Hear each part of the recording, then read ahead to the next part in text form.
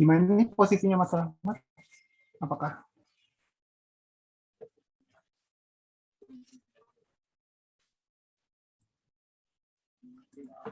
orangnya udah dekat atau gimana? Atau mau mulai duluan aja? Gimana? Bisa dikontak nggak? Coba saya mention di WhatsApp.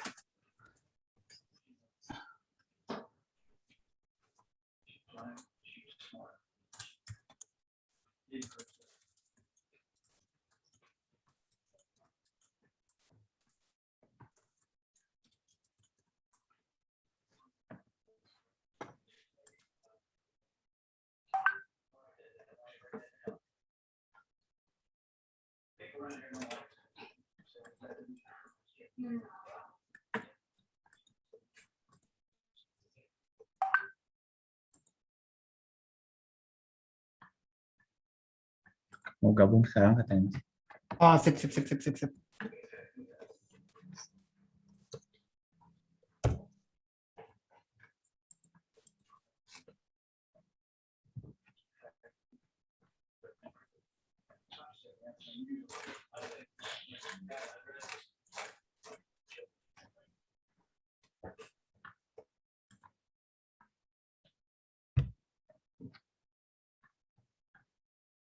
Oh, udah masuk.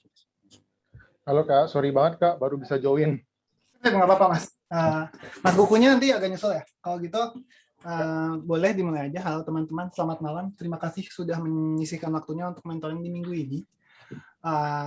Di minggu kedua ini tema besarnya kan insight sama eksplorasi ya. Jadi mungkin kita mulai aja langsung. Teman-teman sekalian kemarin kan udah bagi-bagi komitmen. Silakan diurut aja siapa yang mau duluan ngejelasin apa yang dikerjakan minggu lalu. Dan habis itu kita bakalan bahas bareng-bareng. Ya, mau dari siapa ini? Berdasarkan urutan aja ya Mas. Ya, boleh.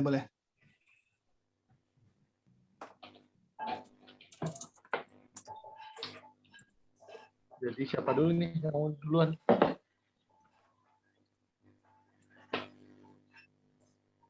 Bebas. Mas Rahmat mau duluan mungkin? Oh, boleh. Bentar ya Mas, Oke. saya buka notebooknya dulu. Nanti habis Mas Rahmat silakan pilih selanjutnya siapa. Oke. Oh, bentar, masih buka dianya.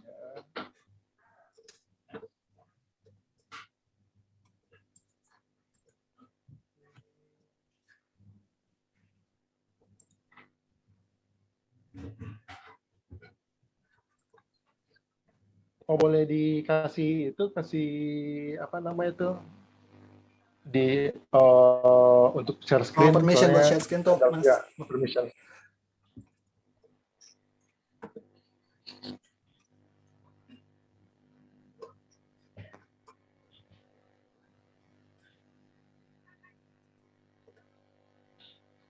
Mas Lukman, boleh bantu Mas Lukman? Mas Lukman? Boleh. Boleh minta permission buat share screen tuh katanya Mas Permission, Rahmat. permission untuk share screen. Sorry. Oke, udah. Oke.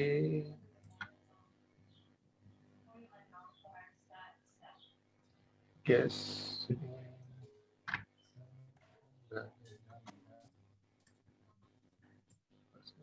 Nah, udah kelihatan Mas? Ya. Ada.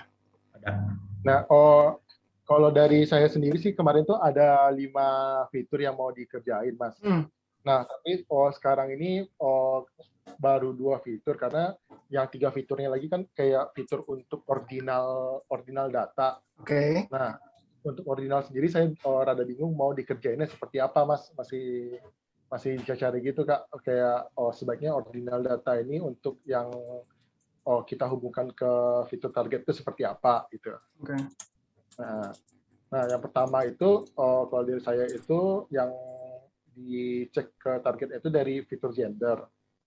Nah, dari fitur gender sendiri, kalau misalnya dia dilihat dari distribusinya sendiri, itu pertama antara female sama male ini hampir sama rata. Nah, langsung saya lihat dari bagian untuk ke arah targetnya. Dari arah target ini kan dapat kelihatan kalau misalnya female itu lebih cenderung satisfied dibanding dengan male yang cenderung ke dissatisfied.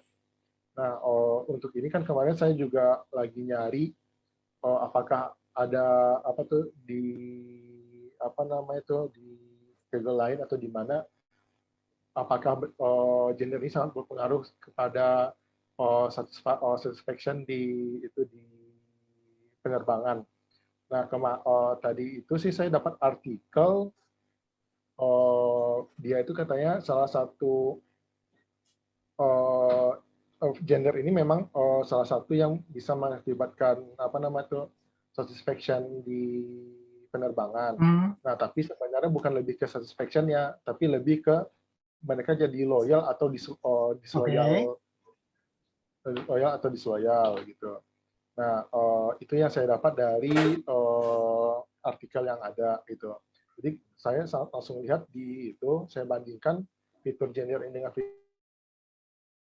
Di sini kalau saya lihat datanya hampir datanya itu mirip semua nih, Mas Kalvis. Nah, jadi saya lihat ini memang terbagi apa tuh kayak terbagi sama rata. Jadi mungkin data ini nggak ada mungkin fitur yang bisa digabungkan atau enggak gitu.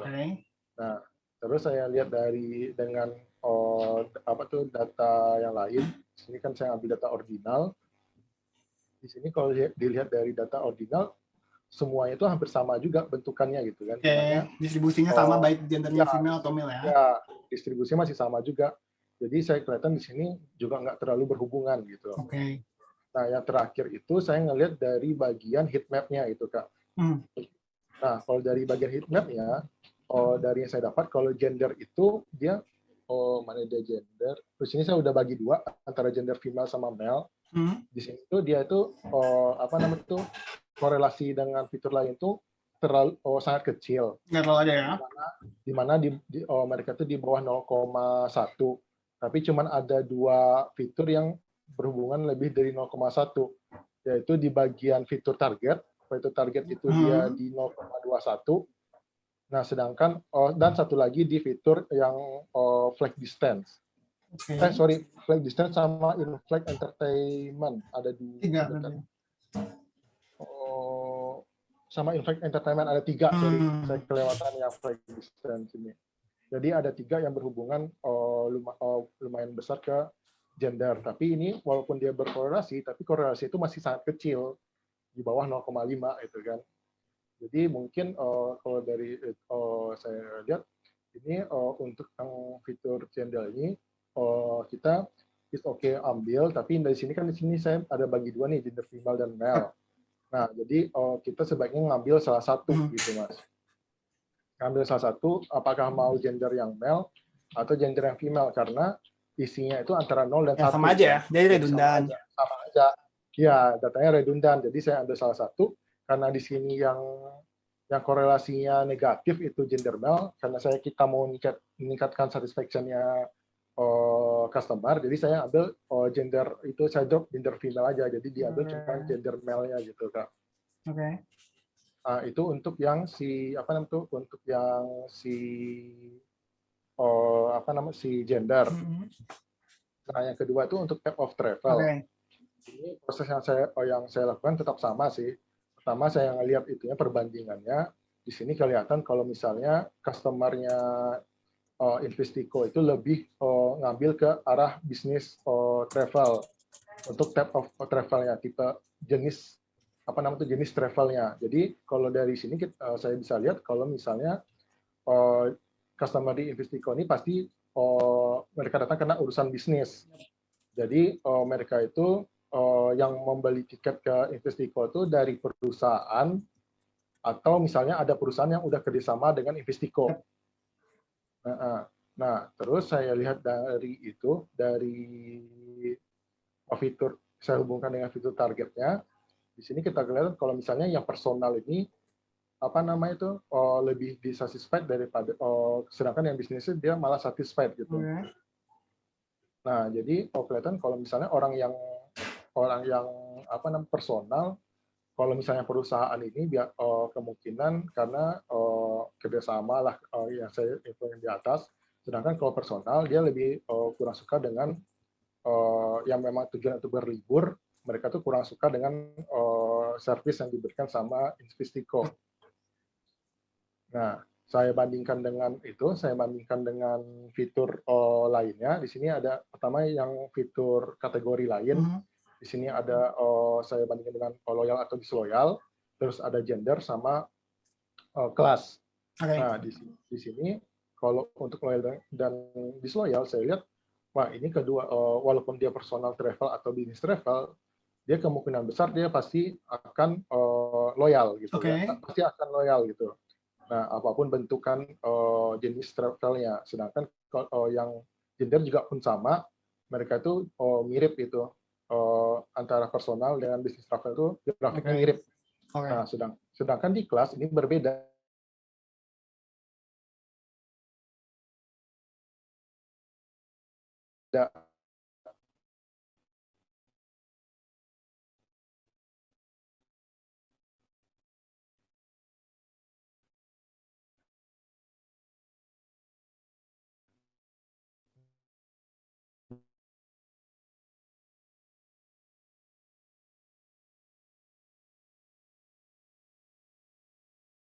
Di mana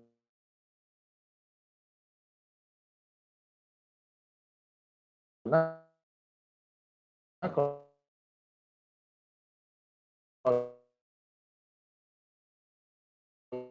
travelnya di sini ada beberapa yang memiliki korelasi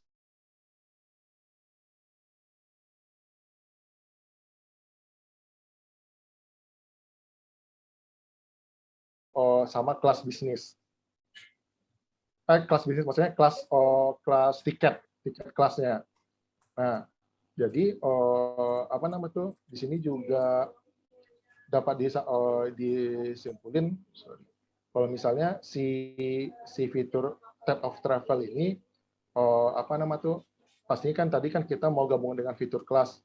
Di sini yang paling tinggi dia itu korelasinya dengan tipe kelas itu. Di sini ada 0,5 dan 0,55 ya.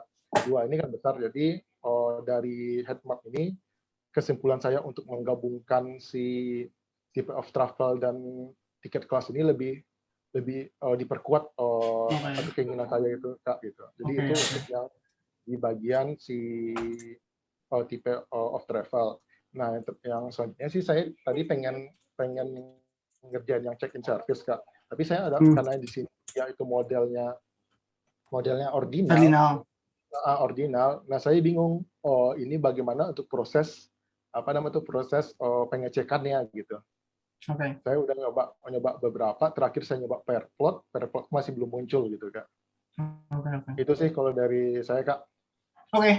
Sip. Terima kasih Mas Rahmat untuk pembahasannya. Mungkin dari teman-teman dulu ada komentar. Nanti komentar dari saya habis semuanya aja. Ya, boleh. Dari teman-teman yang lain gimana? Apakah ada yang menarik dari pekerjaan Mas Rahmat ini? Ada yang mau ditanyakan? Sih Mas tadi tapi bagian di atas Mas Arif. Bagian mana? Yang type of travel atau yang gender? Yang gender sih. Mau nanya juga sih. Yang gender kan tadi hanya milih female. Yang di drop yang female. Oh, yang di dropnya. Nah, berarti yang male aja gitu ya. Oke. Yang pertama tadi minta dijelasin lagi Mas alasannya kenapa. Terus nanti apakah ada akibatnya ketika kita misalnya kan nggak mungkin juga kita nanti semua pelanggan atau semua customer itu male gitu. Pasti ada male, ada female. Nah itu ada akibat ke sana nggak sih dari sana atau dari Mas Hafiz gimana gitu? Kalau dari saya gini nih, Mas. Yang pertama itu awalnya kan ini kan nama fiturnya gender, di mana dia itu ada male sama female. Nah, dari kelas dari Mas Arif Ramadan itu yang kemarin katanya untuk kalau misalnya datanya itu nggak bisa kita kayak misalnya ini paling tinggi terus di bawahnya baru misalnya di atasnya male male itu lebih tinggi daripada female. Nah, itu kan nggak bisa kita bilang seperti itu. Nah, jadi harus isinya, jadi kita bagi dua, kita tambah dua fitur, di mana fitur dia itu is male sama is female, ya kan? Betul. Nah, pas saya lihat di sini, sebenarnya data, kalau kita lihat ini kayak nilai korelasinya itu, antara female sama male ini, korelasinya sama semua di tiap fitur gitu. Di tiap fitur sama, pas dia di misalnya gender female dengan fitur male di sini dia tuh -1. Yeah. Sedangkan dengan male dengan female dia -1, berarti kan korelasinya itu berarti nilainya itu redundan gitu. Nah, kalau misalnya ada fitur yang nilainya redundan, itu yang saya tangkap itu bisa bisa mengakibatkan hasil machine learning kita itu kurang baik. Jadi harus kita pilih salah satu antara gender female atau gender male. Nah, di sini saya pilih male karena dia itu dengan korelasi dengan fitur satisfaction, yang male itu dia nilainya negatif, jadi berbanding terbalik gitu. Berbanding terbalik. Kalau misalnya dia makin besar, satisfaction-nya makin kecil. Itu saya tangkap gitu. Nah, jadi saya ambil itu gender male karena kita pengen meningkatkan nilai sebuah satisfaction gitu. Itu sih sebenarnya sih nilai gender male itu kan 01. Kalau 1 berarti dia male, kalau 0 berarti dia female. Jadi kita bisa merepresentasikan kayak gitu juga gitu, Mas. Buat nambahin, itu intinya sebenarnya cara salah satu emang one hot encoding-nya kayak gitu aja, Mas. Kan jadi dia kategorikal, tapi isinya cuma 2 kan. One hot encoding itu kan sebenarnya kalau misalkan ada, misalkan kategorinya, nah tapi 2 fitur itu kan sebenarnya redundan ya, Mas. Maksudnya kalau dia nggak male ya pasti female gitu. Jadi dalam konteks apakah itu efisien atau enggak, sebenarnya kalau misalkan kita nge-encode kategorikal, kalau ada 2 nilai unik itu sebenarnya nggak jadi 2, tapi jadinya 1 gitu harusnya. Jadi n-1. Kalau ada 3 nilai unik harusnya jadi 2 kategori gitu. Karena kategori yang ketiga itu basically kalau semuanya false berarti kategorinya itu gitu. Jadi itu konkretnya sebenarnya one hot encoding itu lebih efisien kalau misalkan jumlah kategorinya -1. Oke. Nah, terus tadi yang udah benar dijelasin Mas Rahmat, waktu kita mau milih male atau female itu kan sebenarnya tergantung interpretasinya aja enaknya gimana bilangnya gitu. Karena tadi milihnya yang korelasinya positif, berarti kita bisa bilang kalau misalnya dia female ada kemungkinan dia bakal jadi dissatisfied, kayak lebih pilihan personal itu aja sih, itu mah kayak mana yang lebih nyaman buat dimengerti gitu. Ya. Gitu. Sip. Makasih Mas Rahmat, penjelasannya sangat tepat. Ya. Thank you, Mas. Selanjutnya mungkin siapa yang mau presentasi? Boleh saya, Mas. Sorry sebelumnya telat banget sore. Datang Mas Kuku, selamat datang. Iya. Selamat datang Mas Kuku. Tiba-tiba setengah jam saya telat. Sorry. Nggak apa-apa. Udah datangnya terakhir, terus sekarang maunya cepat-cepat lagi. Aduh Mas Kuku. Nggak apa-apa. Silakan. Iya sih Mas. Boleh Mas yang lain dibantu itu Mas. Saya nggak online pakai laptopnya nggak kuat Zoom kayaknya deh, lama deh. Boleh. Mau nanya apa Mas Kuku? Oh nggak nanya. Minta bukain yang di WhatsApp grup itu ya Mas Kuku? Iya, minta di WhatsApp aja. Jadi di WhatsApp grup itu Mas Kuku ngupload. Iya ngirimin, iya IPN itu minta tolong dibukain itu katanya. Iya minta ditolong share screen gitu. Oh, mau minta dibuka. Itu final project-nya ya? Iya, yang Mas Kuku bikin ya? Yang bagian sayanya ya, Mas. Oke. Saya buka dulu ya. Mana dia? Mas Kuku.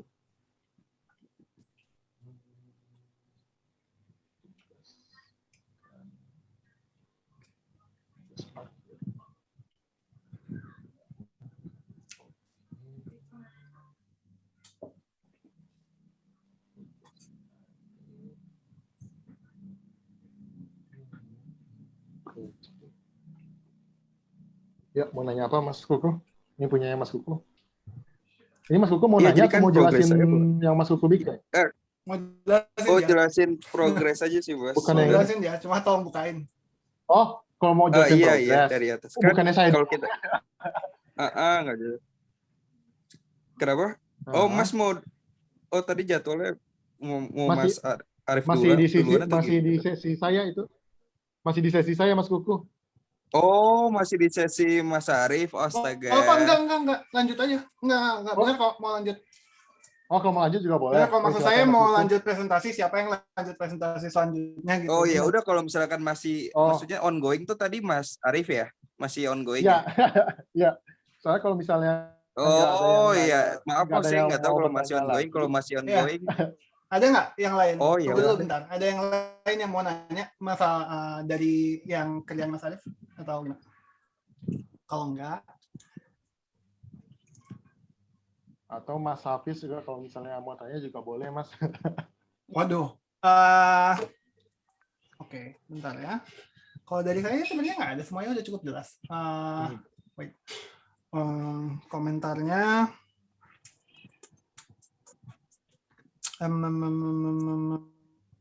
Nanti deh di akhir bareng-bareng. Oh, boleh.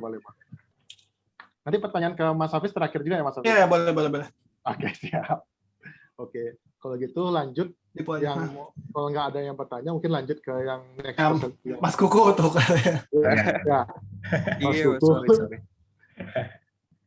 Oke. Iya, jadi saya di Gitu, sini Mas Kuku. buatnya nggak terlalu banyak sih Mas, karena kemarin dari stage 1 kan kita udah ngebuat yang EDA juga ya Mas ya, korelasi segala macam. Jadi saya di sini ngebuat di versi, jadi di EDA-nya saya ngebuat deskripsi statistik biasa sama univariate analysis di bagian yang pembagian variabel itunya aja sih Mas. Oke. Terus habis itu saya ngelihat dari skewness-nya, boleh ke bawah Mas? Ya, ini. Ya.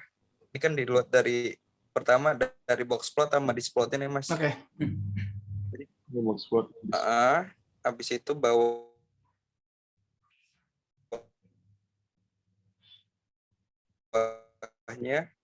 saya ngeliat skewness level juga dari histogram sama Kiki plot Mas, probability plot. Oke.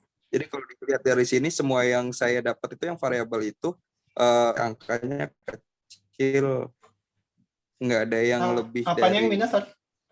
skewness coefficient-nya minus. Oke. Tapi kalau dari grafik sih semuanya nunjukin ke arah rata-rata tengah sih Mas. Jadi itu lebih ke normal, sedangkan untuk yang satunya tuh yang lebih ke positif ini, yang terakhir ini Mas. Yang di online support ini terakhir dia lebih ke positif gitu. Oke. Terus? Positif skill. Untuk itu saya sampai situ doang sih Mas. Oh. Oke. Jadi intinya semuanya skewness-nya negatif, hampir semuanya. Iya. Berarti apa? Maksudnya apa yang kalau misalnya skewness-nya negatif, terus kenapa? Jadi kayak hubungannya tuh masih terlalu kecil gitu Mas. Hubungan apa ya? Hubungan apa dengan apa? Hubungan antara korelasi dengan targetnya, kayak views-nya itu masih kecil, dan juga kayak datanya tuh juga tergolong kecil karena masih minus Mas. Jadi kayak apa ya, persebaran datanya tuh masih terlalu kecil gitu. Sorry, gimana? Boleh dijelaskan lebih lanjut? Apa ya? Saya buru-buru jadi bingung deh. Oh.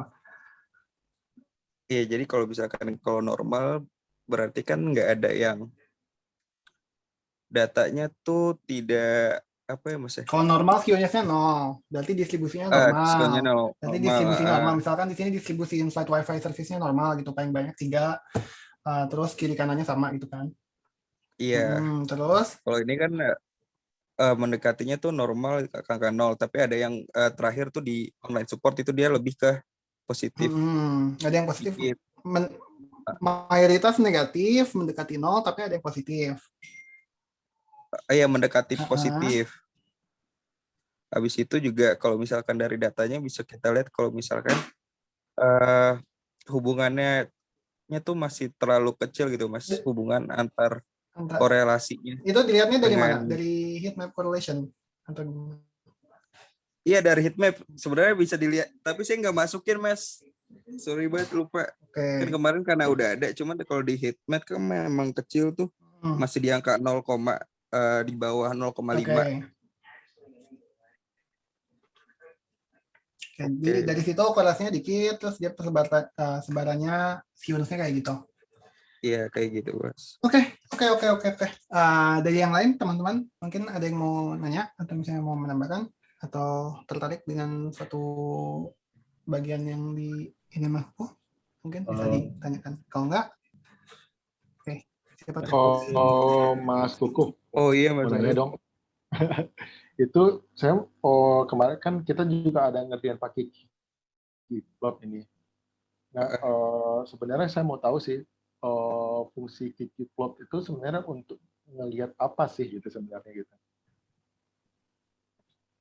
Kita kan di sini ngeliat kan kalau Mas Kukuh lihat Ggplot itu pakai probability. Ini probabilitasnya itu maksudnya probabilitas dari apanya sih? Saya juga nggak itu sih. Saya kemarin mau pakai Ggplot juga, tapi belum paham sih sebenarnya tentang Ggplot ini, Mas.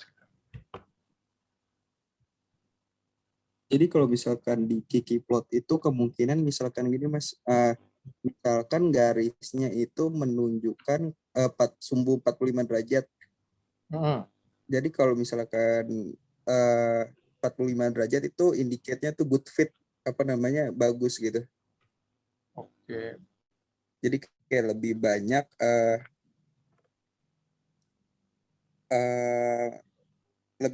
data yang ke arah tails-nya ketimbang di head-nya. Jadi indicating kalau misalkan lebih banyak negatif ketimbang positif return yang dianggap di bawah normality. Sebenarnya saya juga bingung sih, saya translate dari yang di situs sih, maksudnya nyari Ggplot ini di situs Medium kalau nggak salah deh. Untuk penjelasan lebih yang untuk sampai ngerti saya juga belum sampai spam itu sih, Mas. Berarti nganggapnya kalau misalnya dia bagus berarti 45 derajat itu loh. Dia bisa menghasilkan hasil yang positif nanti di machine learning-nya gitu ya, Mas Kukuh. Ya kurang lebih, Mas, kayak gitu, Mas. Oke, sip. Noted. Lagi? Kalau dari Mas Hafiz gimana tuh? Kira-kira benar nggak tuh, Mas, penjelasan saya? Kayaknya saya salah atau gimana ya? Pengetahuan saya juga lumayan kayak gitu. Saya juga jarang pakai Ggplot sebenarnya. Jadi harus baca-baca dulu bentar, nanti saya get back. Oke. Selain itu? Ada insight terkait yang didapat gitu, misalnya ke satisfaction-nya gimana dari masing-masing fitur yang Mas Kukuh analisis. Kalau itu saya belum buat per satisfaction ke ininya sih, Mas, ke variable ini. Tapi ada insight yang menarik nggak, Mas Kukuh, dari fitur-fitur itu? Insight yang menarik dari fitur ini apa ya? Atau belum sampai ke sana juga?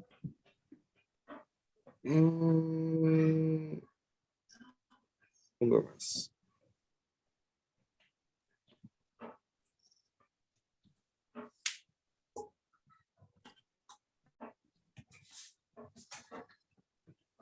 Mungkin apa ya? Mungkin karena semuanya mayoritasnya ini negatif, saya mikir kalau misalkan yang hal-hal yang ini tuh terhadap targetnya tuh nggak terlalu dominan gitu, Mas. Jadi nggak terlalu ngaruh ke dalam menentukan besarnya tingkat satisfaction di airline itu sendiri, airline service itu sendiri, kayak gitu. Oke. Siap. Thank you, Mas Kukuh. Oke, thank you, Mas Lukman. Buat Ggplot, setelah refreshing memori saya sedikit tentang statistik, intinya adalah dia cuma Ggplot itu dipakai buat secara visual ngecek tipe distribusi suatu sampel gitu. Jadi kayak kalau mau lihat secara visual apakah distribusinya itu normal atau misalkan dia skew ke tengah, skew kiri, skew kanan, itu bisa diplot Ggplotnya. Kalau misalkan distribusinya normal, Ggplotnya itu bakalan tadi kata Mas Kukuh garis lurus 45 derajat. Itu berarti distribusinya normal. Kalau misalkan skewed left ada bentuk QQ plotnya, kalau skewed right ada bentuk QQ plotnya gitu. Jadi kayak dia semacam visual tool aja buat ngejelasin bentuk distribusi sih. Kalau misalkan bentuk distribusinya nggak bisa kelihatan dari KDE plotnya atau segala macamnya. Gitu sebenarnya. Tapi dia nggak ngecek against variabel targetnya. Jadi di sini cuma menjelaskan misalkan ini kan departure or arrival time ya. Jadi dia cuma ngejelasin bentuk departure or arrival time-nya aja. Hubungannya sama machine learning apa? Sebenarnya di machine learning itu biasanya kita pengen, terutama di teknik-teknik yang berat statistik kayak linear regression dan segala macamnya, itu sebenarnya ada asumsi fiturnya itu harus distribusinya uniform. Jadi QQ-plot itu bisa dipakai buat ngecek apakah distribusinya uniform, distribusinya normal. Jadi dengan QQ-plot cek apakah distribusinya normal atau terlalu skew dan segala macamnya. Kalau misalkan normal, berarti dia cukup cocok buat dijadiin fitur, atau misalkan dia layak lah dijadiin fitur gitu. Oke, thank you Mas. Berarti Penjelasan lebih jauh, lebih jelas ya. Yang lebih bagus itu 45 derajat yang lurus kayak gitu ya Mas? Ya, 45 derajat lurus itu berarti dia perfectly normal distribution. Tapi kan biasanya QQ-plot diambil dari sampel ya. Maksudnya bukan real distribution-nya tapi sampel. Tahu kan bedanya sampel sama populasi? Iya. Populasi itu dengan semuanya, sampel itu data yang kita punya semuanya itu sampel. Kayak dari sebuah populasi yang kita nggak tahu apa, cara nge-generate populasinya gimana, kita ambil sampel, itu data yang kita punya. Biasanya kalau sampel pasti nggak mungkin 45 derajat pas, soalnya kan sampelnya diambil secara acak, meskipun kalau misalkan sampelnya lumayan gede pasti approximate, tapi jarang sih yang beneran 45 derajat.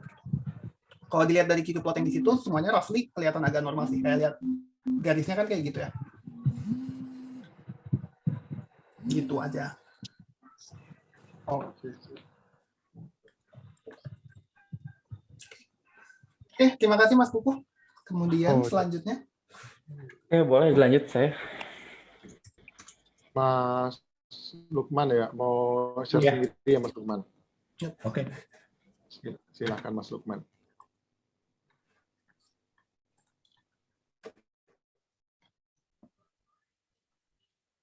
Udah kelihatan ya? Sudah. Oke, bentar.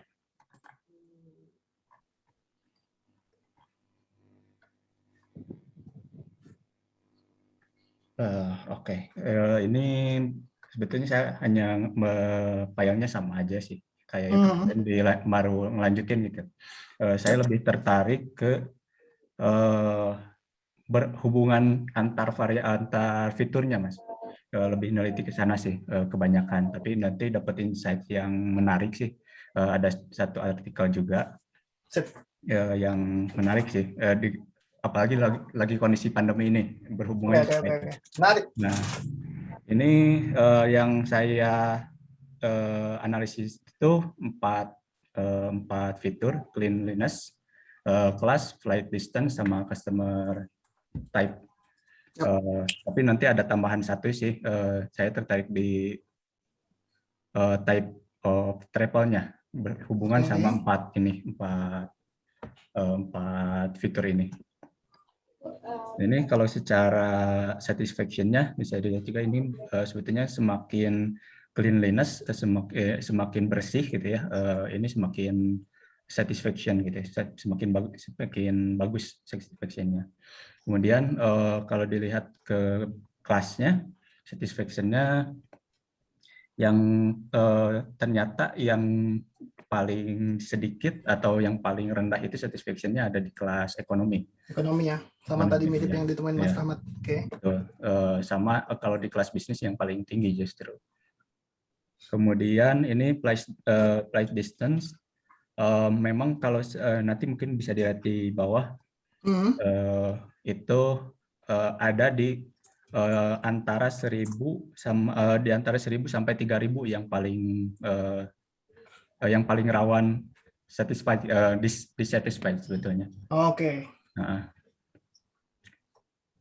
Terus kalau dari secara loyal customer, memang customer yang loyal itu lebih cenderung satisfied dibanding dengan customer yang disloyal. Nah ini Mas bisa dilihat mungkin dari sini lebih jelas nih. Ya, KDE plotnya ya. Ya, yang plot yang berapa sih jauh flight distance yang paling tinggi dissatisfied-nya. Ternyata 1.000 0 sampai 3.000. 1.000. Oh, yang dissatisfied itu yang ini ya, yang biru ya, sorry. Iya. 1.000 sampai 3.000. Nah ini kalau di kondisi di Indonesia sebetulnya ini antara masih dekat-dekat sih, nggak terlalu jauh. Ini sekitar memang paling sampai Surabaya kayak gitu Mas, Makassar. Memang nggak terlalu jauh. Kalau sampai ke Papua sampai Aceh itu sekitar 5.000. 5.000-an. Kalau kemarin dilihat dari artikel, beberapa artikel sih, sekitar segituan. Kalau kondisinya di Indonesia, karena kita kan berarti yang medium, betul. Yang bermasalah yang medium distance ya. Medium distance yang satisfied-nya. Itu. Terus juga ini. Nah ini saya tambahin type of travel karena pas nyobain top of travel ada yang menarik gitu Mas, sama berhubungan sama 4 ini. Ini masih satisfaction-nya. Tadi mungkin sama Mas Arif juga udah dijelasin bahwa yang satisfaction dari type of travel itu memang yang satisfied itu kebanyakan yang business travel, sedangkan yang dissatisfied-nya itu dari personalnya.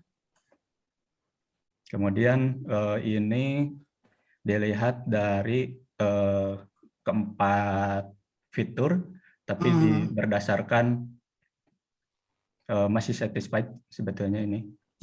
Ya, masih yang tadi. Nah ini kesimpulannya customer satisfaction as per cleanliness, semakin puas dengan kebersihan maka semakin kemungkinan satisfied. Kemudian per customer type-nya, konsumen yang tidak loyal ada customer yang tidak puas. Jadi terus type travel-nya, presentasi personal travel yang tidak puas lebih tinggi daripada bisnis travel yang tadi. Kemudian kalau secara kelasnya, customer dengan kelas Eco adalah customer dengan satisfied, kebalik ini, sorry. Yang dissatisfied-nya tertinggi, sedangkan yang bisnis adalah dengan satisfied yang lebih tinggi daripada kelas Eco. Balik. Nah, ini saya juga selain dari secara count-nya, saya juga melihat nih presentasi, dan nanti dilihat juga presentasinya. Kalau secara presentasi kayak gimana. Nah ini kalau type travel itu ternyata bisnis memang lebih tinggi personal travel yang dissatisfied dibandingkan dengan satisfied yang satisfied lebih tinggi di bisnis travel. Memang betul kayak tadi. Takutnya kan secara hitungan unique value-nya sebetulnya ini respondensi data ini personal itu lebih sedikit dibandingkan dengan yang bisnis. Jadi takutnya kalau secara presentasi malah yang bisnis yang ternyata yang lebih banyak, tapi tidak ternyata. Kemudian ini secara type travel-nya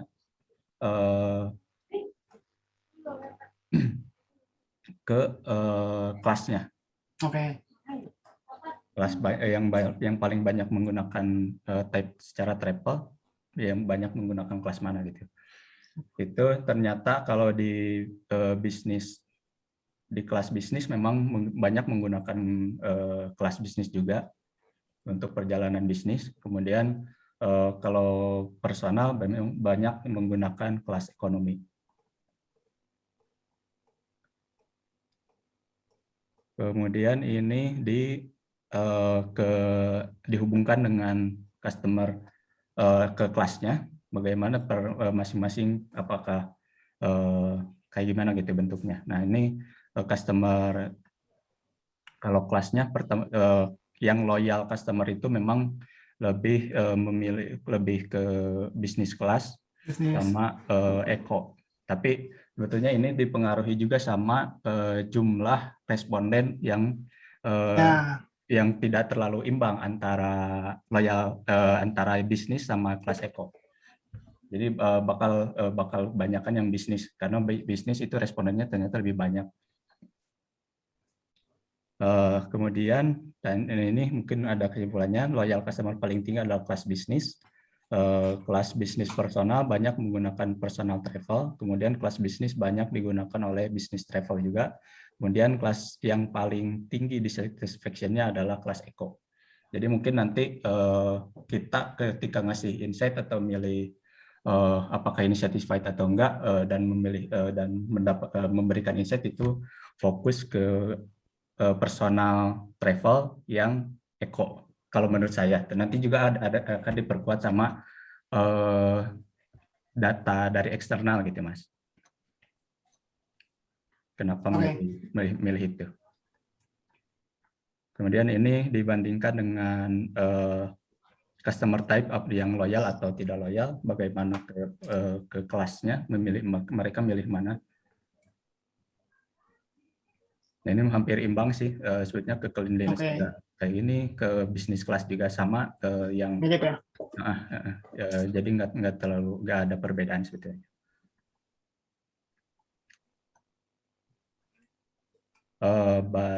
Baru itu ya. Oh sorry, masih ada di bawah. Ini juga ini proporsinya. Presentasinya kayak gini.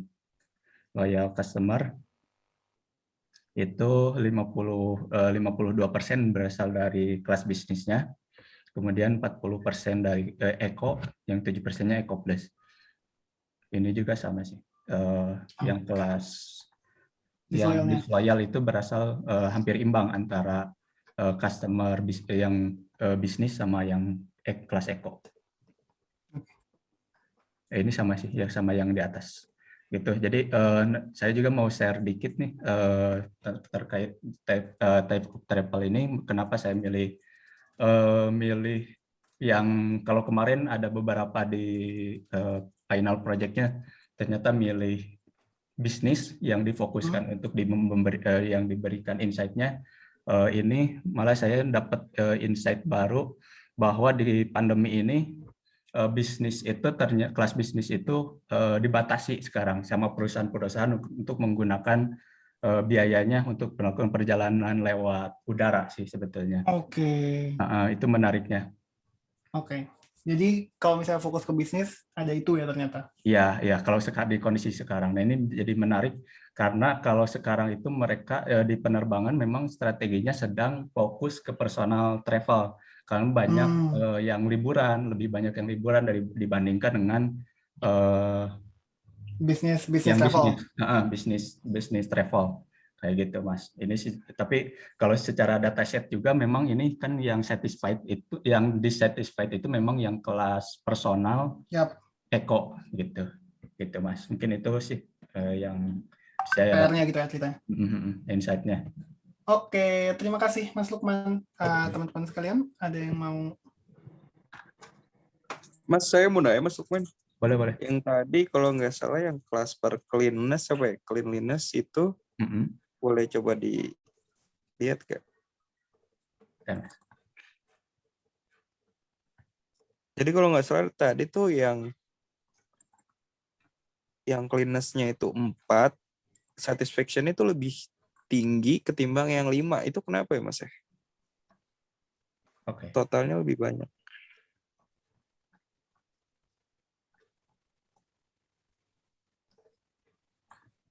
Ya gini ya Mas ya. Satisfied per cleanliness. Itu yang 4. Kenapa yang levelnya 4 malah lebih tinggi ketimbang yang levelnya 5 gitu? Lebih bersih. Harusnya kan satisfaction-nya kalau dari logika biasa lebih banyak kan ya Mas ya? Betul. Ya, ini sebetulnya kan kalau saya juga lihat dataset, cara ngumpulin mereka ke data ini, dapat juga ada di situs, salah satu situs, ternyata ini adalah survei yang dilakukan kepada customer gitu. Survei ini bentuknya sebetulnya survei. Nah, untuk dihubungkan dengan statistik sebetulnya untuk ini sebetulnya ordinal yang berasal dari apa sih sebetulnya nama skala Likert. Ini skala Likert itu 1 kalau dibahasakan itu sangat tidak puas, yang dua itu tidak puas, yang ketiga itu netral sebetulnya, yang keempat itu puas, dan yang kelima sangat puas. Nah ini kalau 4 sama 5 sih, kalau menurut saya sih sama-sama aja sih, masih ada kata-kata puasnya gitu. Oh, Saya, jadi 45 itu bukan Tapi- level cleanness Nggak. itu ya sendiri ya? bukan. Oh iya, saya kira itu level untuk tiap ordinal data gitu. Iya, ordinal data. Mereka Berarti itu nilai hubungannya- terhadap Nggak, oh berarti itu terhadap satisfied-nya ya? Iya, iya. Iya, bukan per level clean-nya ya, Mas ya? Iya, Oh. harusnya, tapi menurut saya sih, tapi kita tahu sih. Nanti Tapi ya bisa dianalogikan kalau misalkan dia sangat puas, asumsinya karena emang level cleanliness-nya tinggi gitu, menurut persepsi dia kan. Iya, iya, iya. Iya, menurut persepsi saya kalau semakin levelnya tinggi, yang lebih suka lebih banyak gitu kan. Ya, Iya, ya benar. secara nggak langsung gitu lah. Kayak dia Ah. merepresentasikan keadaan beneran si flight-nya kan. Iya. Mm-mm. Tapi menurut Ya. saya sih angka 4 sama 5 itu sudah Mirip-mirip bagus. gitu ya. Mirip-mirip sih, karena kalau dibahasakan ini puas dan sangat puas gitu. Yang saya tahu sih. Oke, siap. Thank you, Mas Lukman. Oke. Mas Lukman mau nanya, Boleh, Mas. yang tadi kan kelihatan ya kalau di kelas yang tadi bisnis, Eko sama Eko Plus tuh kayak dikit gitu ya. Ada nggak sih Mas kira-kira kecenderungan Eko Plus tuh disatuin sama Eko, atau ada efeknya misalnya baiknya dipisah aja sih Eko Plus atau gimana ya Mas? Kalau menurut saya sih nanti disatuin aja Mas, karena kan ini imbalance banget gitu ya, dari Eko Yang Eko Plus-nya ya. Iya. Nanti dimasukin aja ke kelas Eko. Kalau Anggap Eko gitu ya. Dianggapnya Eko. Ya, aja. saya setuju juga kayak gitu. Oke. Oh, oke. Tapi saya kira tadi kalau imbalance tuh terjadinya di variabel target aja, berarti di Betul. feature juga ini ya, Ya. maksudnya cenderung digabung gitu ya jadinya di. Biasanya kalau feature yang value-nya itu cuma sedikit ya emang nggak terlalu berguna aja. Feature apapun sebenarnya. Kecuali kelihatan banget bedanya, kayak ada misalkan kayak waktu di slice sama targetnya kan ternyata si fitur itu beneran isinya semuanya satisfied atau semuanya enggak, which means dia bisa dipakai sebagai pembeda gitu kan.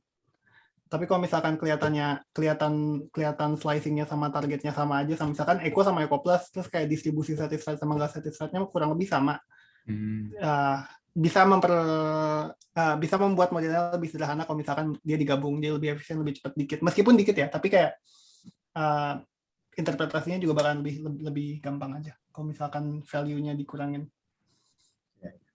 Kalau di encode kan tuh tadinya jadi 3 fitur, jadinya jadi 2 fitur gitu kan, kurang 1, lumayan. Iya. Oh, oke Mas, makasih. Oke, ada yang lain?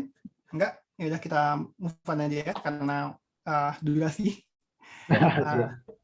Takutnya nggak sempat semuanya tersampaikan yang pengen saya sampaikan.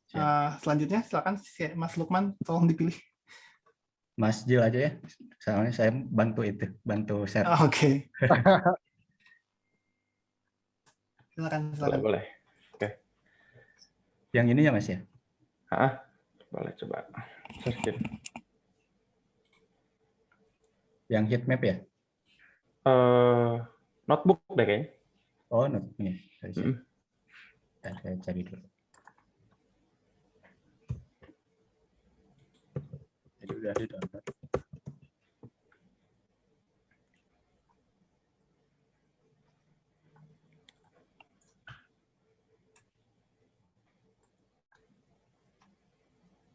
Oh, tapi kenapa ini Mas PNG filenya?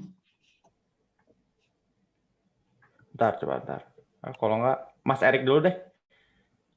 Saya sambil setup filenya dulu, bentar. Oke, boleh. Minta tolong Mas Arif ya.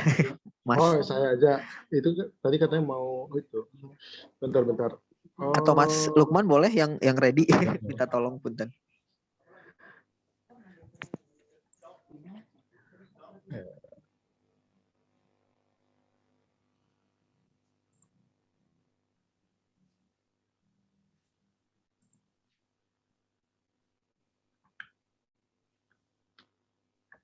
Bentar, saya download dulu ya.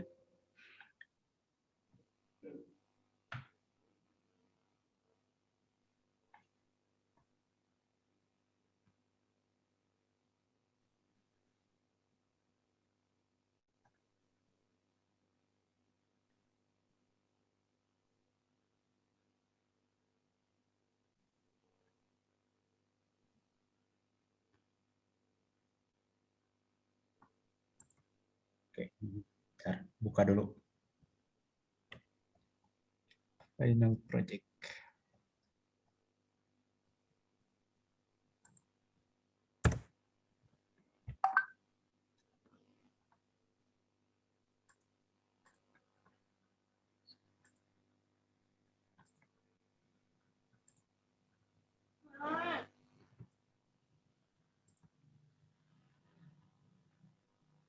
Saya masih muter ya.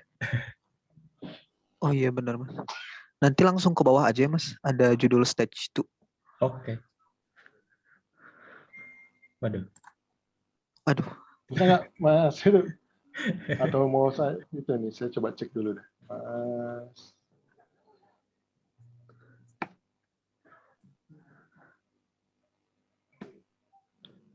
Saya udah nih. Boleh Mas Arif aja, ini takutnya ngeblank. Oke. Sebentar.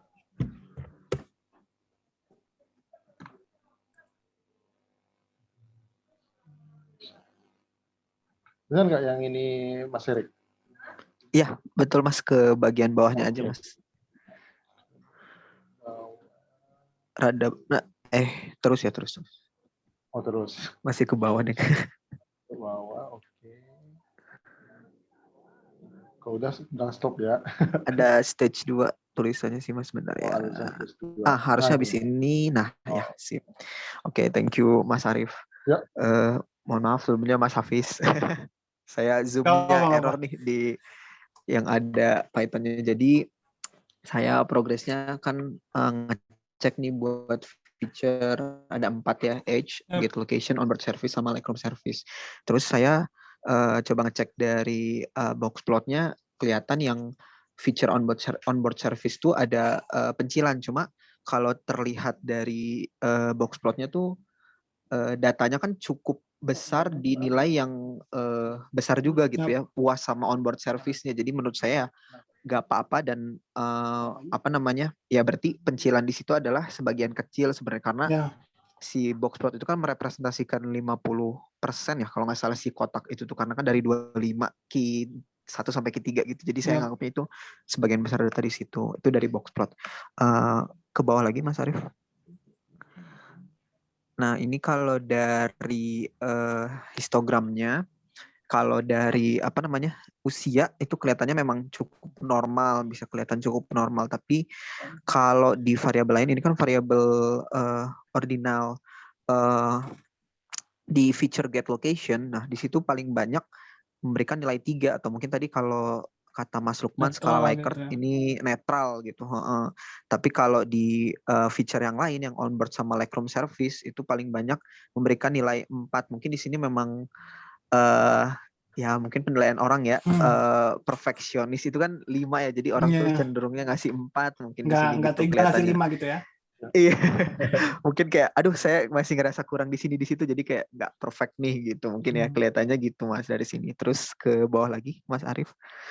Oh, ini mah masih hampir sama sih kalau dari violin plotnya ngegambarin yang atas, terus ke heat map-nya Mas. Nah, di heat map-nya saya ngecek dari variabel-variabel 4 feature ini tadi, dan untuk targetnya satisfaction itu yang paling tinggi korelasinya adalah si onboard service sama Lightroom service yang dekat-dekat lah gitu korelasi, walaupun memang nggak terlalu bagus ya di angka 0,3, tapi terlihat nih get location korelasinya hampir dekat ke 0. Nah, ini ada kemungkinan juga apakah mungkin nanti variabel ini akan di drop atau gimana gitu. Cuma mempertimbangkan algoritma machine learning juga, saya dengar kan ada tuh yang bisa tuh diregularisasi yang nantinya bisa meng-off-kan efek yang korelasinya kecil gitu. Jadi ya bisa dipertimbangkan untuk masuk atau di drop dari awal gitu ya. Cuma memang ada itunya lah gitu, algoritmanya di machine learning kalau saya dengar. Terus ke bawah lagi Mas Arif. Nah, di sini ada count plot. Count plotnya yang variabel ordinal tadi. Nah, di sini terlihat kalau yang buat apa dulu nih? Get location dulu nih. Di get location pelanggan yang kurang puas, saya anggap di sini yang ngasih nilainya kurang dari 3 itu tuh malah didominasi oleh pelanggan yang satisfied gitu di target, di variable target dia lebih satisfied. Nah, mungkin di sini saya kepikirannya di variabel ini, di feature ini nih get location yang apa namanya, si pelanggan yang satisfied itu memberikan nilai-nilai yang cukup kecil gitu. Cuma dia nganggep itu tuh kayak apa ya?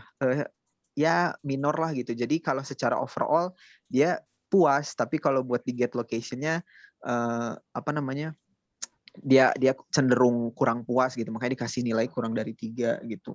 Oke. Nah, tapi kalau misalnya di feature yang onboard sama Lightroom, ya ini cukup inilah ya, masuk akal gitu, karena di atas saat kurang dari 4 memang didominasi oleh pelanggan yang dissatisfied gitu. Tapi kalau udah nilainya ke 4 sama 5 dominasinya oleh pelanggan yang satisfied gitu kalau di sini. Polanya kalau onboard sama Lightroom. Terus ke bawah lagi Mas Arif, di sini ada KDE plot dari feature age. Kelihatannya di sini pelanggan yang berusia di sekitar 40 sampai di sekitar 40 ya. Jadi ini ada 30 sekian juga sebenarnya sampai 60-an itu cenderung satisfied dibanding di range usia yang lain gitu. Walaupun begitu ada juga nih kelihatan perpotongan dari KDE plot di usia 30-an. Jadi di situ memang terlihatnya ada yang apa sih satisfied sama dissatisfied-nya cenderung sama gitu di usia 30. Tapi di satu titik itu aja, dan kemungkinan di sini ada ekspektasi yang cukup tinggi di luar range tadi yang saya bilang 40 sampai 60-an.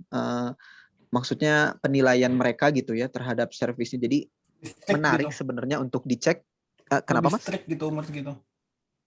Mungkin di sini lebih strict, jadi dia tuh punya ekspektasi lebih tinggi gitu ya di usia yang lain.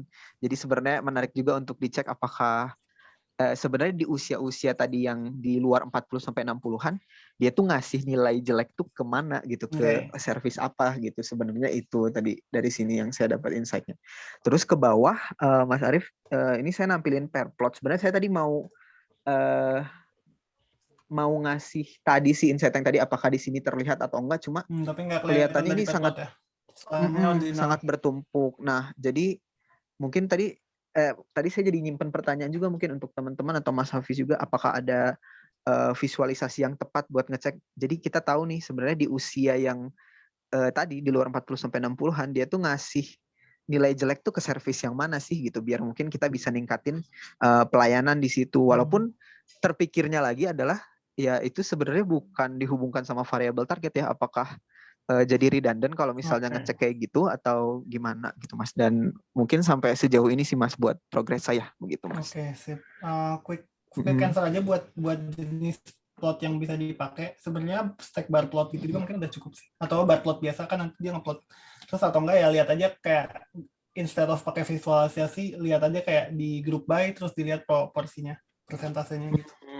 Oke, berarti langsung eksplisit angka gitu ya. Eksplisit angka Mas, biasanya. Dan kita grouping umur ya, karena kan umurnya juga cukup continue ya gitu. Oke, siap Mas. Oke, makasih Mas. Oke, sip. Teman-teman yang lain ada komentar buat yang dipresentasiin Mas Erik ini? Itu Mas, saya mau nanya Mas. Iya Mas. Erik, itu tadi yang di get location itu kan kalau kita lihat apa namanya antar satisfaction tuh ibaratnya hampir sama semua tuh. Ibaratnya nggak beda jauh. Itu kira-kira kalau diambil insight tuh kayak gimana ya? Bener juga Mas. Cuma kalau saya sih ngelihat dari sini bukan samanya sih, tapi lebih ke totalnya, dia tuh totalnya kan hampir sama tuh. dinilai per kelompok apa sih? Si 1 2 3 4 5 sih Mas. Tapi kalau pembanding sama yang lain kayaknya enggak deh Mas, nggak bisa apa ya. Kalau dibilang sama tuh Oh, berarti kayak bisa dibilang terdistribusi merata yang satisfied di Iya, masing-masing maksudnya satisfied per itu nilai, jadi ibaratnya di masing-masing nilai get location. nggak ada Sih. yang mendominasi banget, misalkan get location yang sangat baik banget tuh nggak ada gitu kan. Ya.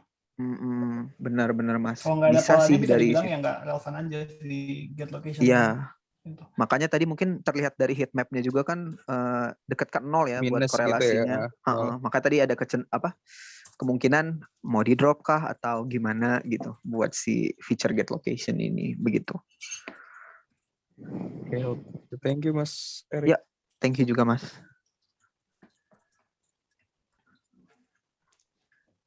Nggak ada lagi? Oke, kalau gitu terakhir. Oke.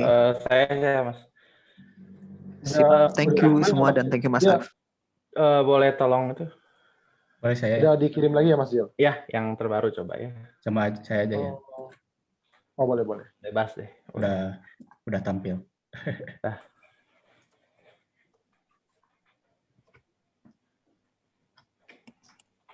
Waduh, kenapa nih?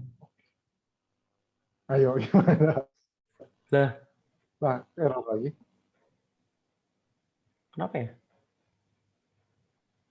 Bentar, saya coba cek. Tadi udah bisa dibuka. Belum sempat dibuka deh kayaknya. Ini yang terbaru kan ya Mas Lukman? Yang paling baru.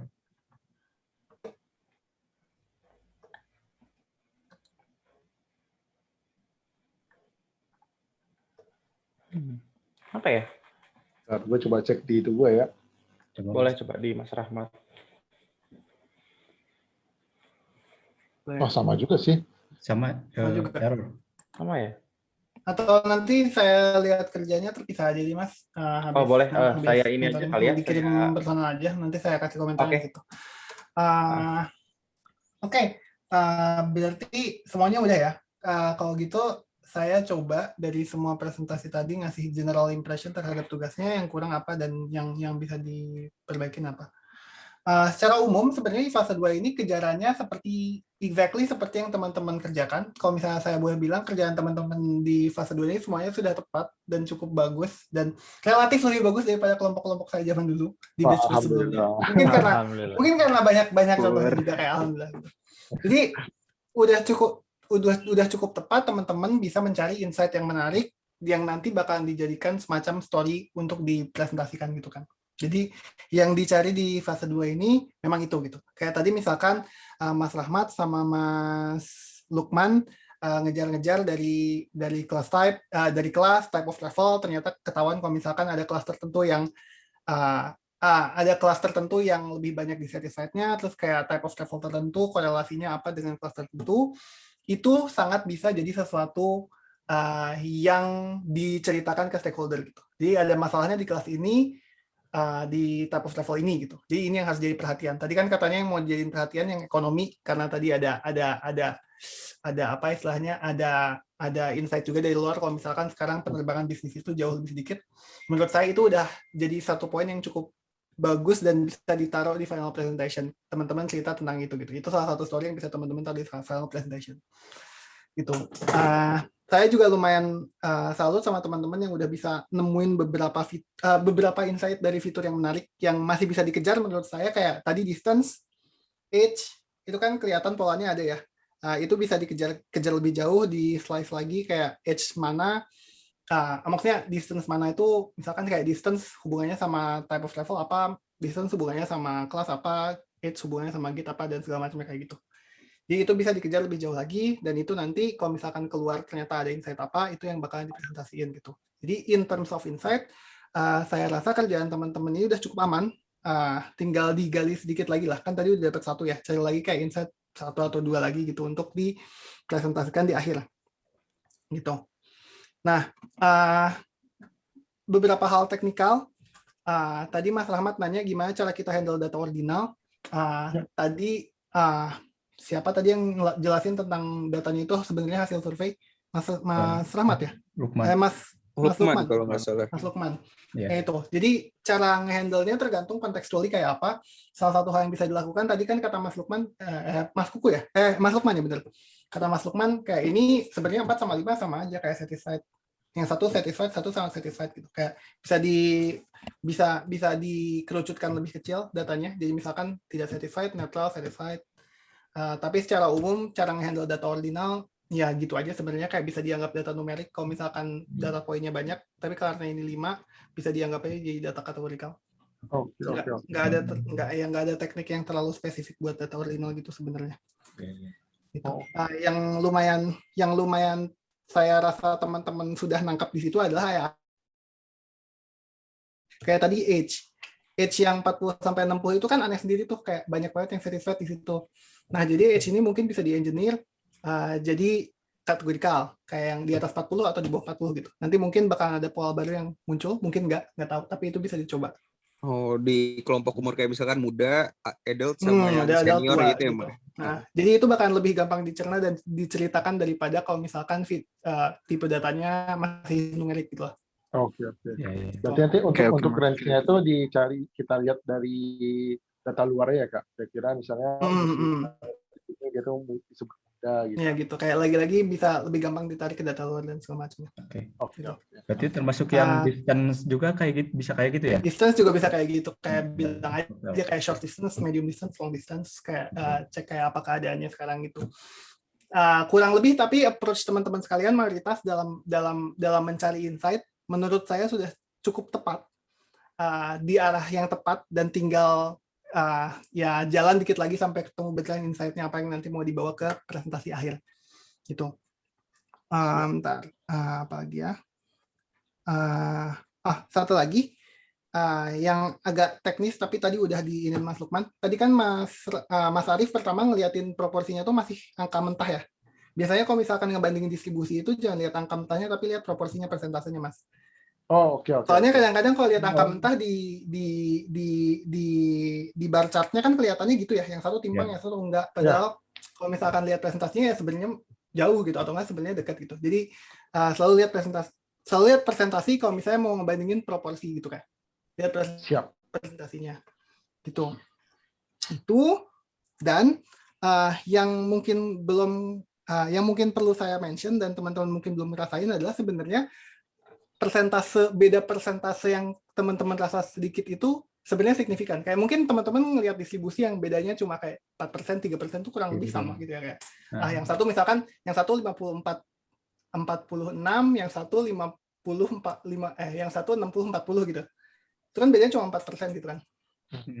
Cuma dalam konteks bisnis ada kemungkinan 4% itu gede gitu. Bayangin kayak kalau misalkan 4% ini merepresentasikan misalkan kayak 100.000 orang yang naik pesawat gitu kan gede gitu sebenarnya. Jadi jangan terlalu meremehkan perbedaan distribusi yang range-nya kayak cuma satuan persen gitu lah, kayak 5-10% tuh udah gede banget sebenarnya dalam konteks bisnis biasanya.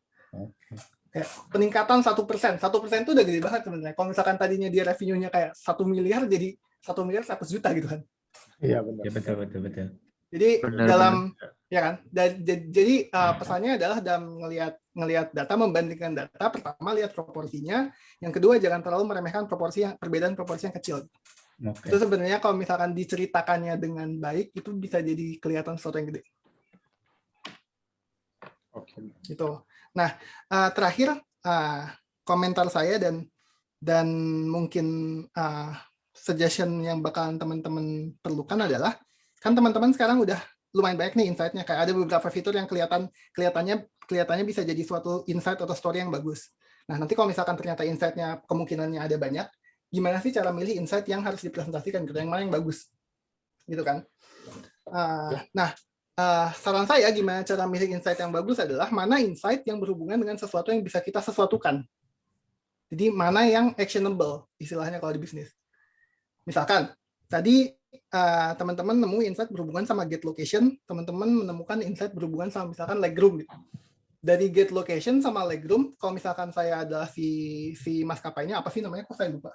Investico. Investico. Kalau misalkan saya Investico, saya lebih mungkin bisa mensesuatukan get location saya atau mensesuatukan legroom saya gitu. Oke. Jadi kayak merubah itu ya Kak? Iya.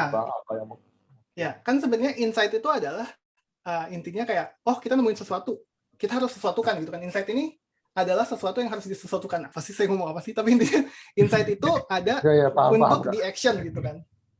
Jadi insight yang bagus itu adalah insight yang bisa di action. Mungkin contohnya kayak itu ya Kak, kayak yang get location, kayak Investico mungkin nggak bisa nentuin ini customer-nya harus masuk ke gate berapa, karena itu yang nentuin bandara. Tapi gitu kalau ya. legroom ya kita bisa kayak pesawat kita kayak kurangin kapasitasnya berapa, legroomnya tambahin dikit gitu misalkan.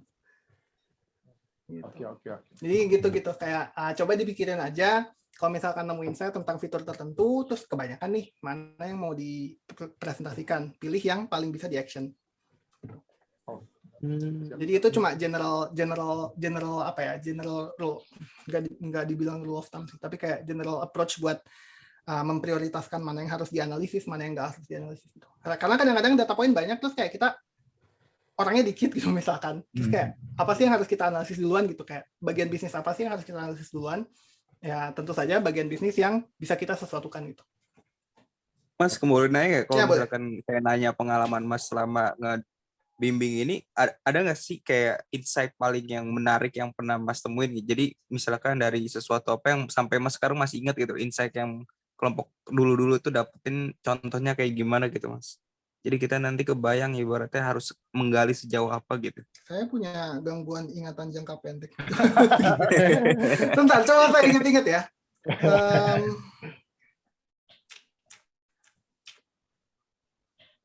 Sebenarnya karena datasetnya relatif semuanya masih kecil dan kebanyakan dataset yang dipakai buat latihan, nggak ada yang benar-benar mengena itu sampai hati sih so far.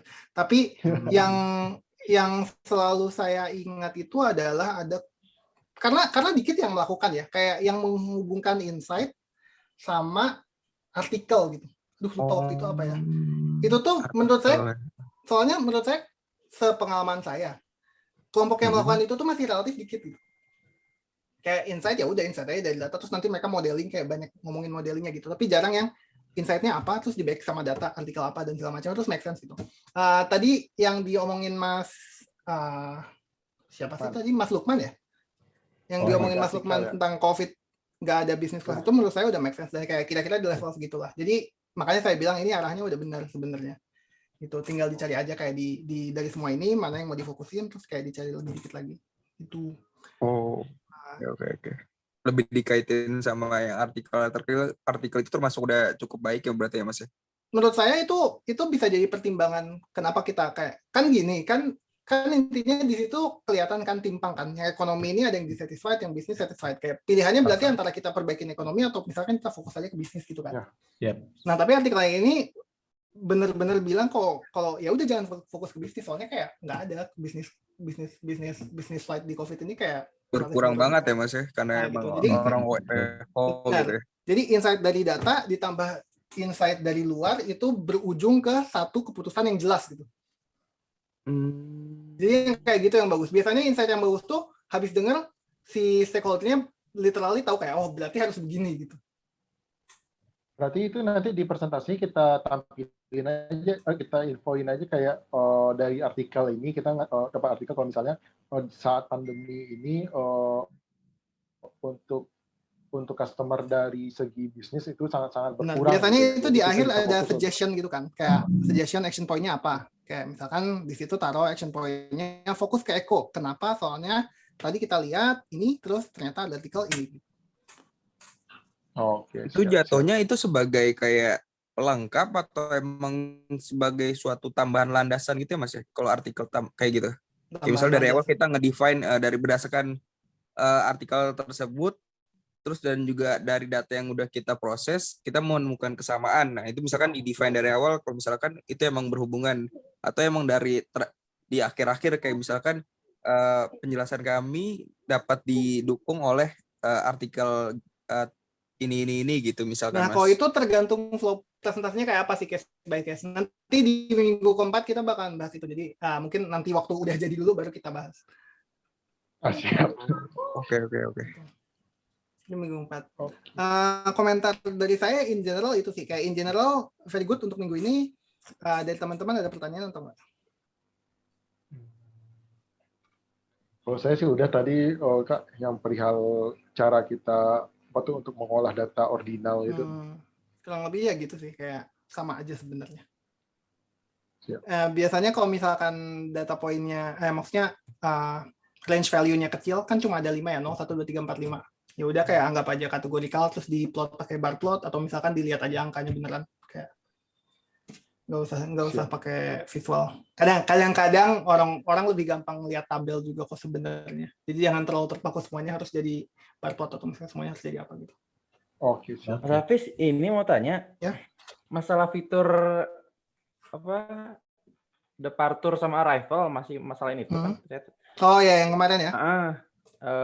Setelah saya cari-cari dan ini dapatnya si departure tuh korelasinya hampir 0 nih. Hampir 1. Jadi lebih baik hampir 1 atau hampir 0? Hampir 1. Hampir 0, hampir 0. Oh, hampir 0 sama targetnya. Iya. Dan korelasi sama fitur-fitur lainnya tuh kurang gitu kan? Dibandingkan sama rival. Iya. Nah, baiknya mending di drop si departure-nya apa mending di join aja Mas ya? Lagi-lagi kalau saya bilang tunggu nanti sih. Kalau modelnya bagus dan segala macamnya. Tapi kalau misalnya lihat departure sama rival ini, kalau menurut saya di drop juga nggak apa-apa. Oh, oke. Berarti aman berarti Mas ya? Kelihatannya relatif aman. Dia kan korelasi linearnya sama departure 0,9 ke atas ya? Iya. Relatif aman sih kalau kayak gitu di drop menurut saya. Oke. Oke, terima kasih. Thank you. Kak Hafiz, ini mau nanya sih Kak. Boleh. Ini saya kemarin itu ada juga saya baca di Kaggle atau di mana gitu Kak. Nah itu dari heatmap itu kan dia ada kayak ngecek data itu, dia ngelihat bandingin dengan fitur targetnya. Nah dia ngelihat kalau antara fitur target fitur ini dengan fitur targetnya itu di bawah 0,1, nah dia tuh lebih untuk nggak ngambil fiturnya gitu. Di drop langsung gitu ya? Iya. Apakah itu memang sebaiknya kita lakukan hal tersebut atau sebaiknya kita pakai dulu aja gitu kan?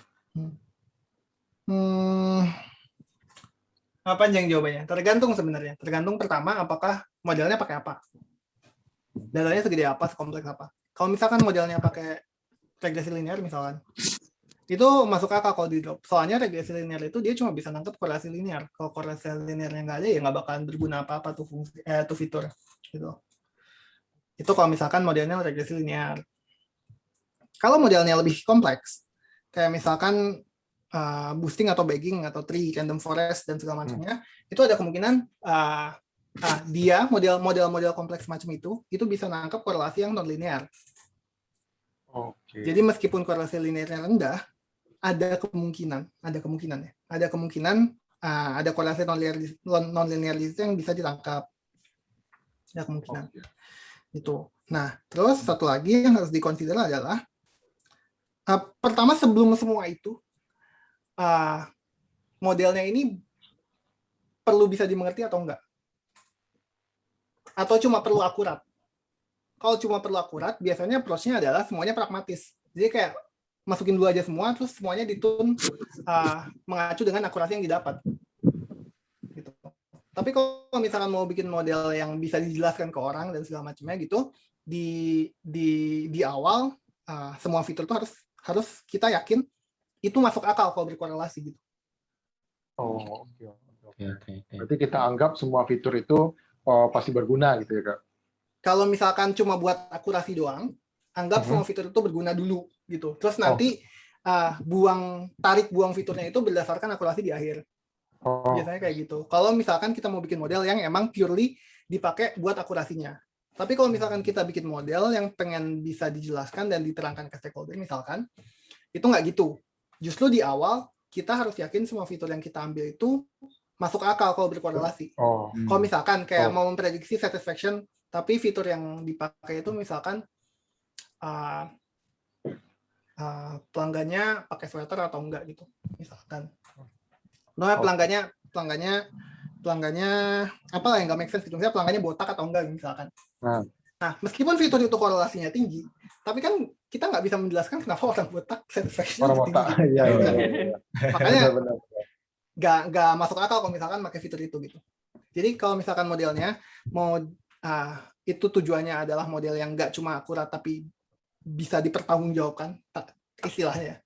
Itu di awal justru kita cut semua fitur yang kita anggap nggak masuk akal. Oke. Gitu. Mas berarti nanti Itu termasuk tujuan awal kayak gitu kapan tuh, di stage berapa kira-kira kita dari awal maksudnya? Apa gimana sorry?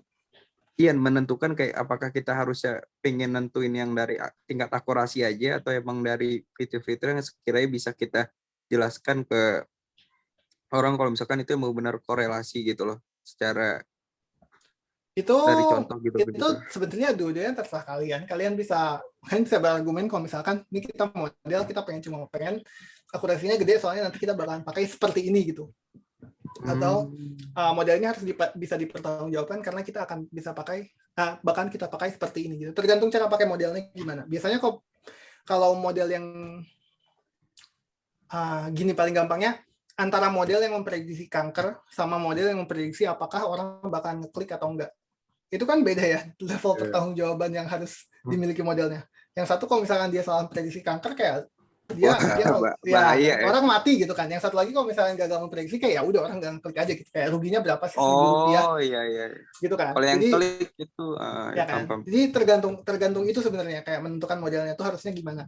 Maksudnya level explainability modelnya itu harus tinggi apa itu tergantung itunya, konteks itunya kayak errornya tuh separah apa sih, kayak harus bisa dipertanggungjawabkan kayak apa sih gitu.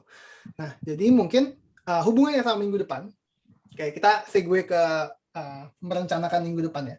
Minggu depan kan bagian modeling. Jadi ekspektasinya adalah teman-teman masing-masing dari data yang udah ada dibersihkan dan segala macamnya udah siap dimasukin model, bikin model yang model machine learning dari datanya. Kalau di sini kan kelihatan berarti modelnya yang bisa memprediksi apakah dia satisfied atau enggak gitu ya. Gitu. Nah, sebelum teman-teman mulai modeling itu, dan ini seingat saya udah saya terangin, sudah saya mention juga minggu kemarin, teman-teman tentukan dulu modelnya ini mau dipakai buat apa. Oleh siapa nama maskapainya kok? Investico. Ya. Investico. Kayak nama firma keuangan, kayak nama ya. Namanya random tapi tentuin dulu sih model ini mau dipakai buat apa gitu. Kan teman-teman tahu flow bisnis normalnya kayak apa? Flow bisnis normalnya ya udah mereka nerima booking terus customer-nya terbang terus habis terbang udah kayak selesai, mereka ngisi survei selesai gitu. Nah, kalau misalkan teman-teman bisa memprediksi customer ini bakal satisfied atau enggak, apa yang mau teman-teman ubah, itu dibicarakan dulu, terus habis itu baru dari situ ketahuan apakah model ini harus kita fokus ke akurasi atau mau coba se-explainable mungkin gitu. Oke. Gitu. Nah, untuk minggu depan, kira-kira pembagian tugasnya kayak apa teman-teman? Mungkin bikin per model ya kayaknya Kak. Per model gimana? Kan misalnya kan ini untuk bikin model ini kan ada beberapa cara itu Kak. Ada yang linear regression, ada yang ada yang decision tree, ada random forest dan lain-lain. Mungkin kita baginya ke sana karena pas masuk ke model ini kan dari kita semua udah oke sama fitur yang ingin kita pakai gitu Kak. Yep. Mungkin sih kayak gitu sih itu. Nanti kalau yang mau dimainin mungkin misalnya saya pakai linear regression. Nah, pas saya coba fitur yang udah kita deal awal itu ternyata misalnya akurasinya itu anggap aja 0,6.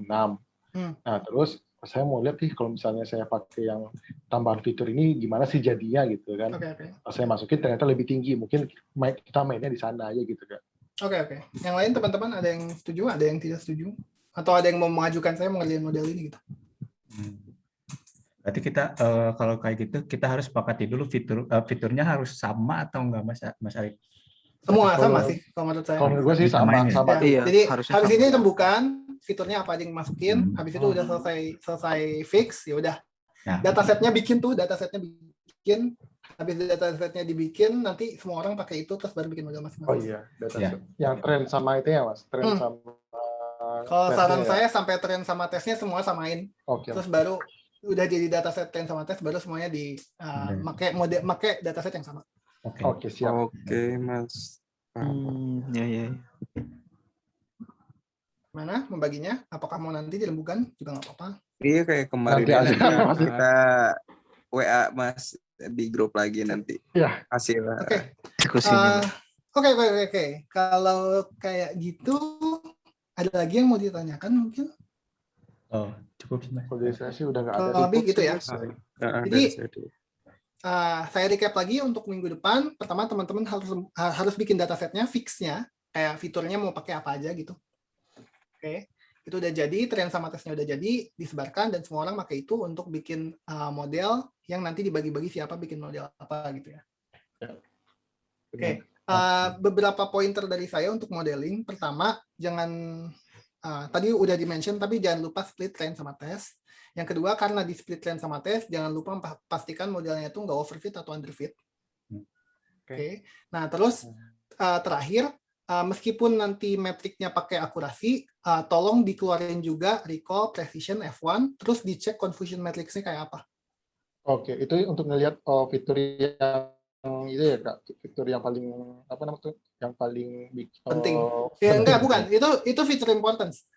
Confusion matrix tuh yang kayak tabel gitu, yang true positifnya berapa, true negatifnya berapa, false positifnya berapa, false negatifnya berapa itu. Nah, itu jangan lupa dikeluarin. Nah, terus yang pakai decision tree jangan lupa pohonnya digambar. Yang kedapatan decision tree jangan lupa pohonnya digambar. Oke, siap. Oke. Mas, Gitu ya. itu kan barusan kita belajar tentang yang bagging boosting ya. Tadi kan Mas bilang kalau misalkan reminder dari Mas tuh pastikan datanya kayak tidak overfitting atau underfitting. Nah, kalau di area yang kita tadi pelajari kan katanya kalau misalkan bagging itu kan buat menghindari data yang overfitting. Sedangkan kalau yang boosting itu buat menghindari data yang underfitting ya Mas ya. Itu nanti kita bisa masukin atau gimana tuh kira-kira? Sebenarnya meskipun in teori boosting sama bagging itu ada hubungannya, ada efeknya sama overfitting sama underfitting, mau pakai apapun tetap aja yang harus dicek buat overfitting sama underfitting itu adalah perbandingan antara akurasi di tes sama akurasi di train. Gitu. Jadi meskipun teman-teman nanti kebagian dapat model bagging sama boosting, tetap aja keluarin itunya. Buat ngecek overfitting, buat ngeceknya, itu tetap aja caranya adalah dengan membandingkan tes sama train. Kayak misalkan tesnya akurasinya 99 tapi trainnya akurasinya 70, berarti overfit. Iya. Gitu.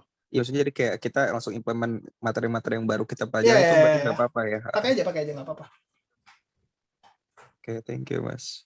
Gitu. Ada lagi? Enggak. Itu aja sih Kak. Nggak ada lagi. Pertanyaan? Nggak ada. Lagi-lagi kalau ada pertanyaan berhubungan dengan materi minggu ini atau minggu kemarin, silakan diteror. Mentornya masing-masing. Mas Arif Ramadan tolong diteror.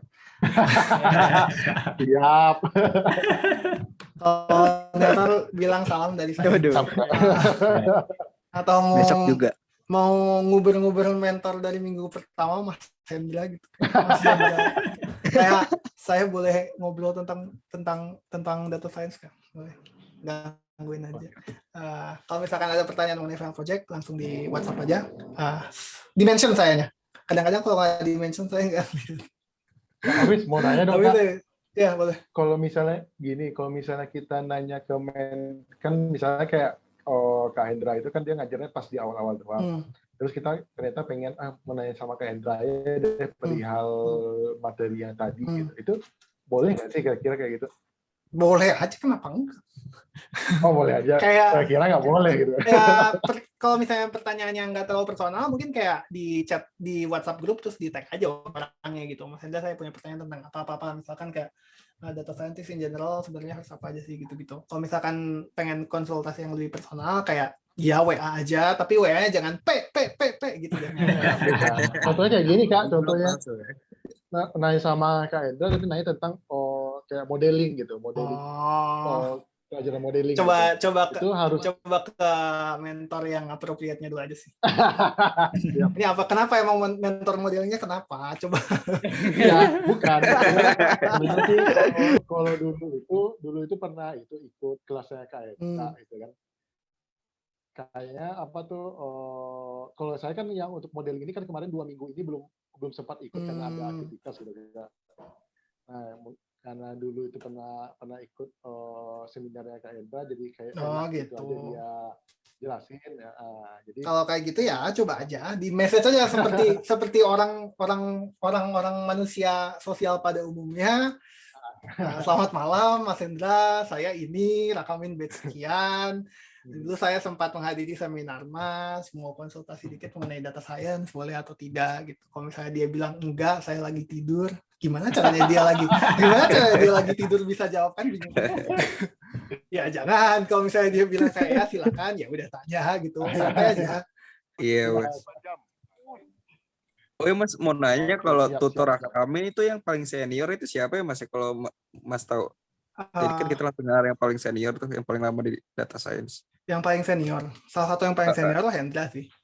Sebenarnya dia 2-3 tahun di atas saya apa? Di atas Hendra tuh sebenarnya ada beberapa kalau misalnya senior berdasarkan umur, senior berdasarkan karir, saya nggak terlalu hafal ya. Tapi salah satunya Mas Hendra sih yang paling senior. Saya tengah-tengah lah. Ada beberapa yang lebih junior dari saya kayak Keisha, Ade, siapa lagi, Amar itu lebih junior daripada saya. Di atas saya Hendra, Givari yang ngajar statistik sama Givari bukan? Iya. Givari itu lebih senior dari saya, seingat saya. Oke.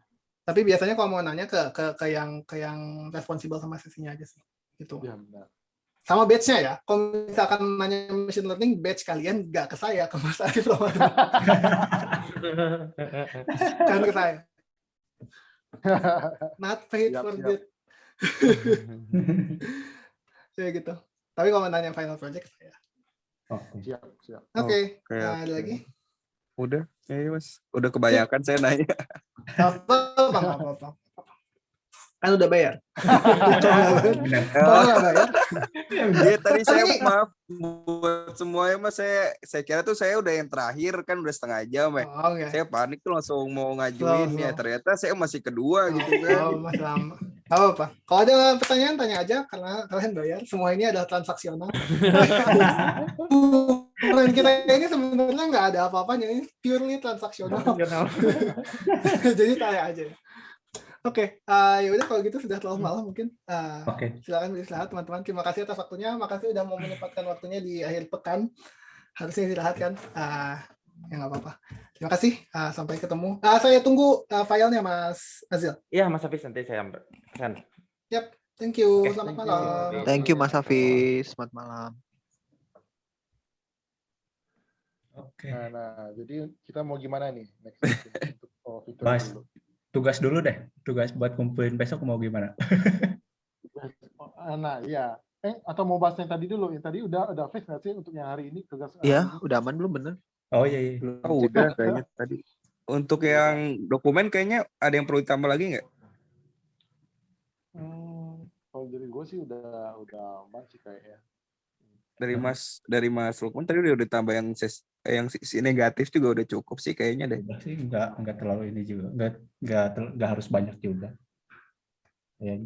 Namanya kesimpulan ya, nggak harus satu full. Oke, sip gitu. Berarti yang tugas tadi udah bisa kita itu ya. Iya. Yang ngumpulin tuh masing-masing ya? Atau Iya, masing-masing Mas. Oh, berarti di-upload kali Mas ya sama Jupyter Notebook nih?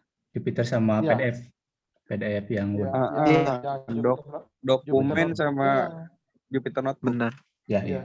Yang punyanya Mas itu kan ya, punya Mas Arif kan ya. Iya. Yang tugas 2. Iya, tugas 2 ya, oke. Tapi kasihnya dia nggak balik ya? Oh ya, sama Mas, kita kira-kira nentuinnya itu gimana ya? Tadi kan disebutin sama Mas untuk pemodelan kita tuh harus yang lebih nentuin akurasi atau yang dari make sense dari emang penjelasannya emang berhubungan gitu loh. Kan kalau yang dari kita lihat tuh yang kemarin dari akurasi yang kita pakai di sini kan cuma 5556 kan ya Mas ya. Berarti kan kita tidak mementingkan di akurasi nggak sih kalau dari cuman dari awal ini? Oh, kalau yang tugas tugasnya hari ini ya? Iya, yang hari ini maksudnya kan tadi kan udah disebutin nih kita kira-kira mau fokus kalau misalkan jelasin tuh untuk yang lebih ke tingkat akurasi presisi atau yang dari tingkat itulah yang kita lebih menjelaskan walaupun misalkan akurasinya nggak terlalu tinggi asalkan menurut kita max n itu berhubungan, kita tetap gas aja gitu loh. Kira-kira tuh kita gimana?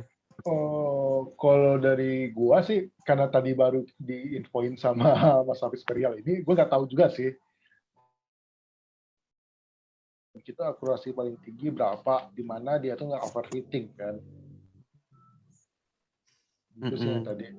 Nah, jadi kalau misalnya perihal apakah ini yang kita cari yang apa namanya tuh, yang nilainya tinggi atau yang bisa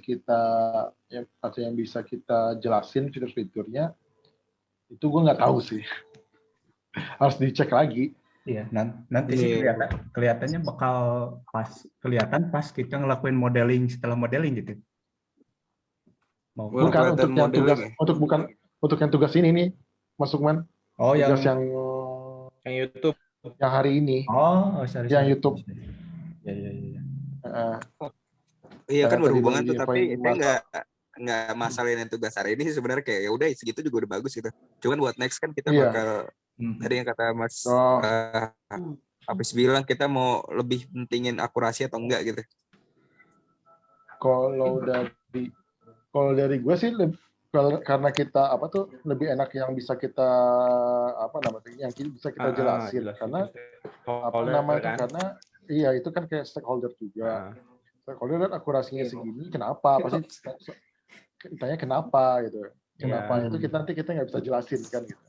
Ya soalnya kalau saya ngeliat kalau akurasi presisi itu kayak kurang tepat ya. Mungkin kalau tadi penjelasan dari Mas Hafiz kan yang untuk mementingkan presisi itu mungkin yang untuk kayak misalkan prediksi seberapa sering orang yang masuk situs gitu. Itu kan mungkin bisa tuh yang presisi itu ya. Cuma mungkin kalau yang untuk yang dari bukan non presisi itu yang pakai penjelasan yang tadi kanker itu prediksi kanker itu kan berarti emang per variabel itu sangat penting berarti Mas ya. Mungkin sama kayak halnya kita nih per variabel sangat penting karena hubungan sama service itu sendiri kan ya. Iya. Kalau gue sih nganggapnya sih gitu. Satu pikiran berarti gitu ya. Mas Erik gimana? Mas Zil? Udah, tau. Ya setuju sama Mas Arif sih tadi apa yang sampaikan Mas Hafiz minggu kemarin kan kalau misalnya trennya di bawah 90% atau 80% tapi kita bisa nyampein ke stakeholder kan itu lebih bagus. Jadi kita punya hasil berapapun nggak usah di tes beberapa kali gitu asalkan kita paham dan bisa nyampein ke stakeholdernya. Listening gitu. Kita udah kuat gitu ya. Penting gitu ya betul. Gitu. Soalnya kan dari yang batch kemarin itu kebanyakan yang ditanya kayak gitu kan. Ini kenapa kalian walaupun dia itu tinggi atau betul. Dia sering nanya kayak gitu dari siapa yang punya rekamin ini lupa gue namanya. Mas Andika Denny. Mas Andika. Ya, Mas Andika tuh yang sering nanya kayak gitu tuh. Iya. Karena dia memang dari segi bisnisnya gitu.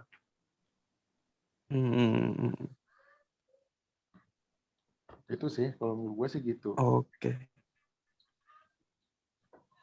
Tinggal bagi itu deh pemodelan.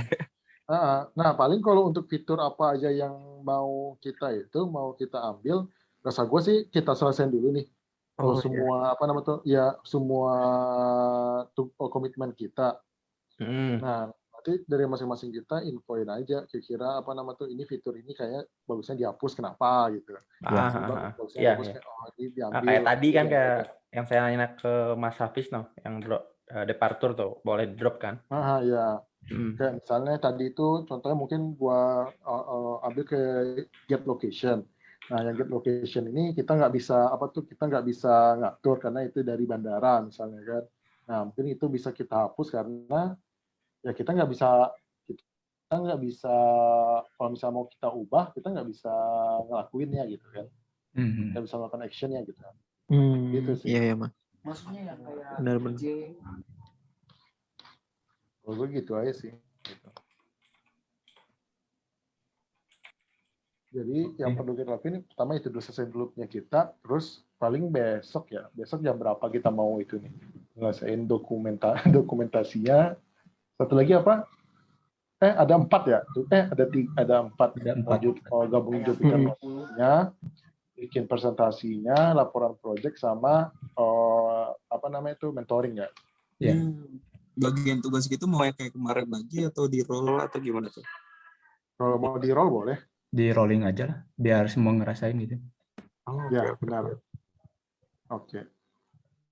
Nanti rollingnya gimana nih? Biasalah Bingung kocok lagi. Mas Erik nggak? Aduh, lagi. Spesialis Nggak, gue kocok tanya ya. dulu. Mas Erik pakai apa sih itu ya? Pakai di mana sih untuk itu Randomizer rollingnya? bukan ya? Bukan. Iya di web gitu sih, saya cuma emang apa gitu keywordnya kemarin random apa terus udah dapat itu sih sebenarnya. Ya udah ntar saya aja coba yang random lah. Boleh, boleh. mangga. Rolling. Mangga Mas. Rolling. Rollingnya di rolling. Rollingnya di rolling. Rollingnya di rolling. Ya udah, sip kalau gitu. Oke, kalau kayak gitu. Yap. Ya. Makasih semuanya ya. Oke, kan. Nanti Ya, saya upload. Thank you. Oke. Ya. Nanti saya Siap, upload di thank YouTube you. aja ya, buat Ya. rekamannya. Oh, Ya. mantap. Oke, Mas. Mas Gil jangan lupa ya itu kirim Iya. file. Saya udah kontak Mas Hafiz kok barusan. Oke. Oke, sip. Ah, Ya, sip, oke. sip. Thank you. Thank you semua. Thank you. Yuk.